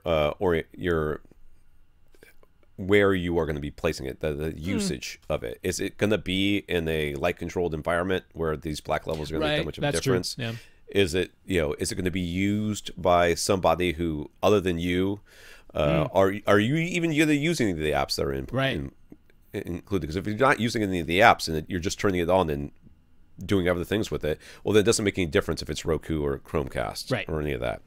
So, I mean, some of this is usage. So, you know, what I will say I think you could go with either and be fine. What I will say is quite clear is that Vizio's M series, which we used to be all on board with, we really liked the M series before, but the M series compared to the 6 series from TCL, because the prices are essentially identical size by size, right. But the 6 series is, according to all the reviews, quite clearly outperforming this year's M series. Okay. So if you do need that lower price point, it seems pretty clear that you go with TCL 6 series. Whereas if you got a little bit more money to spend, the Vizio has the Vizio P series this year, not that much more expensive, and has some little upgrades that may or may not be worth it to you. So I'd go buy that. There you go. Niels asks, do we have any opinion about Sonarworks True-Fi? It's a headphone EQ program for either Windows or Mac. They have individually tuned EQ profiles for 151 different headphone models, with more models being added. And while you can manually customize the EQ for your own hearing and preferences, by default, their goal is to correct the response of the headphone models they've measured to a recording studio sound. There's a demo and a 10-day free trial, and if you buy it for $79, they say you'll receive all future updates without ever being charged extra. Said every game manufacturer ever about downloadable content. Are they a reputable company worth giving a shot? I don't know that I've ever heard of them. They're Australian, as far as I can tell. I have seen similar services being offered from time to time, and to me, this, I mean, it's clearly, I mean, you can test it for 10 days or whatever. Or you can just do the little demo that's right on their website. Yeah, you just cut out on me. Can you hear me still? Sorry. Are you there? Yeah. I opened a website, and apparently Sonarworks takes up a bajillion megabits of bandwidth. So I am now closing it because it's doing stuff. Okay. So, yeah, we're back. You could try the 10-day free trial. You can see how it sounds with your headphones, but the reality of it is you're not going to buy enough headphones to make this worth your while. You know, if you're, true, are you good? If you're going to buy, I ask you this, for $80 to correct one, possibly up to 3 sets of headphones that you're going to have over your lifetime, is that worth it? Because to me, it super isn't. Right. So, I mean, a lot of people know the name Tyle Hertzens from over at Inner Fidelity. He's actually retiring now, so he won't be around to do his headphone stuff anymore, but a lot of people went by his, and so he gave it like a try. He didn't buy the thing, but he did the little trial, and he was like, meh. So that's a guy who like lived and breathed headphones all the time. Well, that's another thing too. If you have good headphones, yeah, that's right. This is like you can take earbuds, and I've experienced this where there are apps that will correct for the Apple earbuds, right, that make them sound so much better than they actually sound. That's because they're garbage, right? So garbage, you have so much room to make them better, right? Get a planar magnetic headphone from Audis or these Oppos, if you could ever find these again, and try to make them sound a lot better, because there's just not that much room. Right. So it doesn't surprise me that a headphone expert would have a hard time giving this any sort of recommendation, because what exactly do you think they're going to do to a decent set of headphones? Right. I mean, and if you're getting it for the manual EQ stuff, you can do that without paying $79. So right. So I personally, I mean, if you're really into headphones, you've got tons of headphones. First of all, if you're really into headphones, you have tons of headphones. Why do you want them to sound similar? Yeah. Yeah. Why are you? What was your point? To having all these headphones? Because if some of them are lying around unused for reasons of how they sound, sell them and buy the headphones that sound the way you want them to sound. I just don't see it. I don't see it. Everything about their website entirely looks like they're a startup that is hoping to get bought by somebody. That appears to be the business model. Somebody buy us. Having gone through the whole thing with Synemia that I mentioned at the top of the podcast, try to contact them. See how their contact response is. They don't have a phone number. I looked for it. There's no way you can call them. So see if anybody responds to their emails, because Synemia doesn't. And I'd go by figure out if they're reputable that way a little bit. But I'm not compelled by this. I really am not. So yeah. Brent on Twitter. Brent found a refurbished Denon X4300H for a little over $800. Any reason to spend close to $200 more on the X4400H instead? No. Do you really want Oro 3D built in? I mean, it's the same price difference. You'd pay $200 to add it to the X4300H, at which point it's the same price. What else? eARC, which isn't on the X4400H yet. They've promised it via a firmeWare update. Is there anything Hios related on that one too? Maybe they're the same. They both have the H at the end. They're both the same Hios. Yeah, there was really no reason to do it. I mean, if you've got the 4300, I would snatch that. Pretty much Oro 3D, but you could add it for the same price difference, so you're still not out anything. Yeah. Do we have a go-to recommendation for speaker stands? Let me tell you this about speaker stands. When you buy a speaker stand from like SVS, they're going to sell you basically the same speaker stand we're going to recommend to you. It's Sanus. Yeah. Sanus is like the go-to. They're just rock solid. Yeah. You know what you're getting yourself into when you get them. You pay more, you're going to get a better speaker stand. You pay less, you're going to get one that's just a little bit less quality. But everything about them is good. Yeah, I love Sanus. I mean, the main thing is that they're stable and they will hold your speakers well, which is pretty much the primary function of a speaker stand. I like their steel series a lot, particularly because they have lots of different sizes available. So whatever you need, you can probably get it from their steel series. But they do have a less expensive series that's made out of wood, and they have a more premium finish series above the steel series if you want something that looks even nicer but costs more. So yeah, it's pretty hard to go wrong. And even though, yes, there are cheaper speaker stands out there than Sanus for sure, but Sanus is not overpriced in my opinion. They are a reasonable price point for very good products that if you're like, if there's a very specific case, maybe I could find you something less expensive that works just as well. But if it's a blanket, what's my go-to? Sanus. Yeah. Will. We might remember Will's L-shaped basement in which he was using 3 subwoofers along with his Energy speakers. No. You don't recognize those photos? I put the old photos in there so that it might jog your memory. Yeah, okay, I do. Yeah, this is the one where we're trying to figure out where to put his the surround backs where it's like going through the staircase rails there at the back there. But yeah, did I scroll past the question? I did. He has implemented many of our suggestions, including his BenQ HT2050 projector and Silver Ticket screen, his Marantz SR6011 receiver from Accessories for Less, and lowering his surround speakers that used to be up against the ceiling. So that's a nice looking screen in there, I gotta say. That looks good. Yeah, I'm liking what I'm seeing. All right. Yeah, and he's got like a little office slash. There's a kitchenette over there or something, if I remember correctly. I don't remember. It's a sub. So now it's a subwoofer upgrading time. His room is about 3,500 cubic feet in total, but he's not looking to fully pressurize it. Why? He likes to listen at a lower volume anyway, so his concern is extension much more than output. Well, hey, when you go extension, you're getting output. Sorry. He's actually using 4 subwoofers right now, but they are all smaller budget units, and none of them come close to getting down to 20 hertz. So he wants to hear what he's been missing in that lowest octave, but what's the most cost-effective way to get it? Could he just replace one of his 4 subwoofers and let that lone sub handle all the stuff below 30 hertz? With a single SVS PB-1000 be sufficient? 3,500 cubic feet. Yeah. SPB-1000? I mean, it is going to play pretty darn flat down to 19 hertz. It's not going to have the output to handle 3,500 cubic feet, but he doesn't want to pressurize anyway. You still want to hear it, which means you need to be hitting at least 85 decibels. Yeah. It's questionable to me. Questionable. Yeah, I would go with the cylinders. I'd be very, very okay with a PC-2000. Or any of the 2000 series, PB-2000, if you don't mind the gigantic size.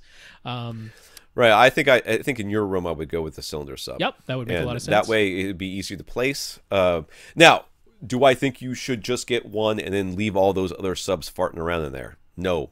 I'll be honest with you. I mean, I don't remember what the other subs are. There were a mix. There was like a little 10-inch Velodyne. There was some 10-inch 10-inch Energies, I think. I'm pretty sure you had a Dayton in there as well. I would probably just put the SVS in there and turn the rest of those bad boys off, and then see what you get. And then maybe get a second PC-2000 somewhere down the road. Yeah. Yes. Yeah. That's what I would do. I would get rid. I would sell all those subs to buy the PC-2000 and then just live with that. I am in agreement with that. I mean, it looks as though he's primarily. Or you know what? I'm thinking he did say at one point that he does care about the whole seating area.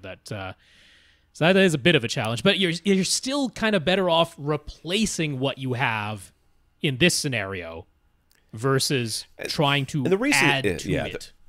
The reason is when you have all these other subs that are doing stuff in there, they are hitting different frequencies, low points. They're having different frequency responses, and they're in different places of the room. Yep. So you're adding so many variables in there, and we don't know if they're distorting or not. Oh, and they almost certainly are, yeah. Yeah, if they are budget options like you're saying, I'm assuming that down at the frequencies that you want to hit, these things are trying to hit it, and they're probably making noises that shouldn't be made. And it's going to mess up the experience that you're going to have from the SVS. The SVS will play cleanly down to those frequencies, and then at that point you can start moving it around and doing other things to it. And because it is a cylinder, you can lie it down on its side behind the couch. You can put it in the corner. You can put it in a different corner. You can roll it to wherever you want it to go, and they're not that heavy. So I'm just assuming that those other subs are at best not going to make very much a difference, and at worst going to make things sound worse. So yeah, this is a replace, not add to situation, in my opinion. Yeah, ultimately I would like for you to be able to get a pair of PC-2000s, but I fully understand that might be can't do it all at once. That is quite a lot of money. Yeah, I'm on board with Tom's plan there. Okay. Last but not least, we have Everything is Awesome. This is another screen name, I'm assuming. That's the only name I got, so that's what I'll go by. It has a dedicated theater room with full lighting control, so it can be pitch black when the lights are off. They want a DIY projection screen, and the front runner is to get a screen material from Carl's place. Who is Carl? Who is this Carl? I don't know. Should they stick with the 1.1 gain FlexiWhite, or should they consider a 0.8 gain Pro Gray material to make the black levels a bit deeper? I am full light control. Isn't this? I mean, with full light control, I don't see why you need to go with the Pro Gray material in any way, shape, or form. Because if you go and turn off the lights completely, then it's black. Yeah. Yep. If it's black, it doesn't make any difference what color that your screen is white. You still cannot see it. Therefore, that is as dark as your screen can get. Yeah. I mean, this is about, I'm assuming, since they're looking at DIY screen, maybe they've got a less expensive projector, so they're thinking, okay, my projector doesn't have the deepest, darkest black levels, so I project it on a gray screen, try and make it a little darker. But I'm like, I've never liked gray screens. I've never liked them. They're a compromise where in some situations they can help you out a bit, but and it's usually a color shift that goes on. The main thing is that you got the full light control, so I'm like, get a white screen. Get a white screen. You'll never complain about hot spotting with it. You'll never have weird color shifts with it. Like, yes, maybe the black bars in your CinemaScope aspect ratio movies are not completely pitch black. Even with a JVC, they're not completely pitch black. But they're not completely pitch black in here, and I've got full light control as well. There you go. So, I gotta say, get the white screen. That's all the way, in my opinion. Right. I don't see any reason for you to go with anything else. So we are... Okay, let's not do that. Scrolling to the top.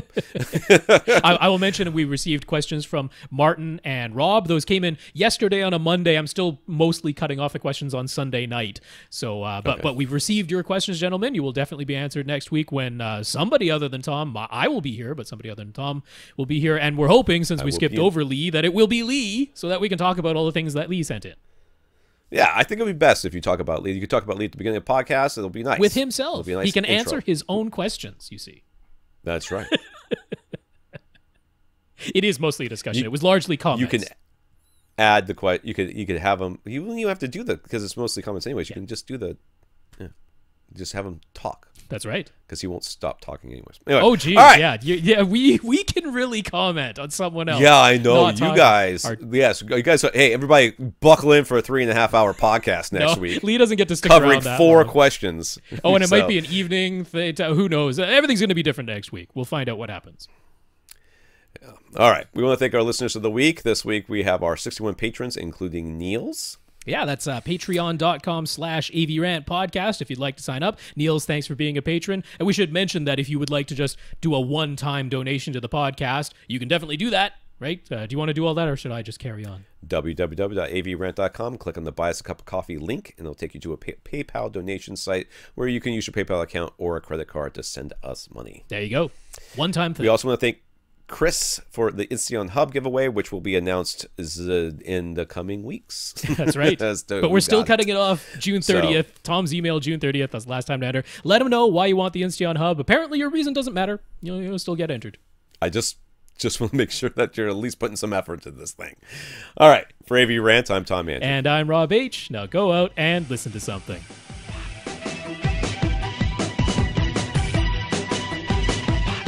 Want your question answered? Send it to question@avrant.com.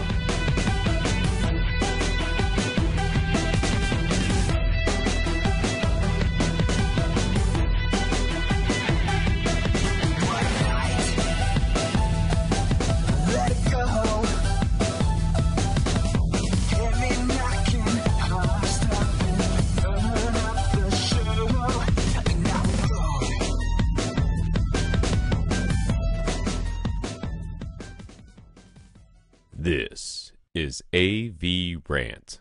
Now go out and listen to something.